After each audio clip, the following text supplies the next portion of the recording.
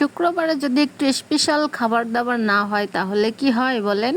শুক্রবার হচ্ছে জুম্মার দিন, শুক্রবার হচ্ছে ছুটির দিন, তার জন্য একটু স্পেশাল কিছু হলে ভালোই হয়। হ্যালো বন্ধুরা, আসসালামু আলাইকুম। আপনারা সবাই কেমন আছেন? আপনাদের সবাইকে স্বাগতম লুবনার সংসার পেজে।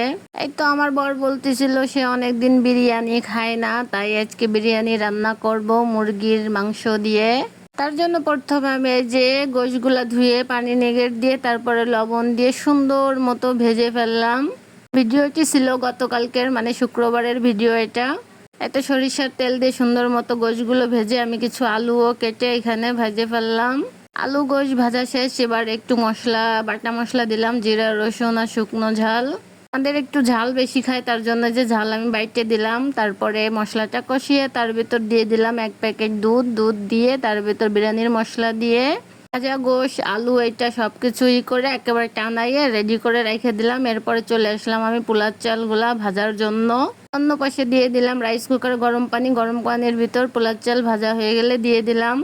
ভাতটা যখন প্রায় রান্না করা হয়ে যাবে, তার নামানোর মানে দম দেওয়ার কিছুক্ষণ আগে আমি সেই গোশ রান্না করাগুলো দিয়ে দেব, দিয়ে সুন্দর করে মিক্সড করে দেব। এই তো আমার বিরিয়ানি প্রায় শেষ, এবার হচ্ছে আমি নাড়াচাড়া দিয়ে দম বসায় রেখে দেবো, তাহলে হয়ে যাবে। ভিডিওটি ভালো লাগলে সবাই একটু লাইক কমেন্ট শেয়ার করে দিয়ে। আল্লাহ হাফেজ।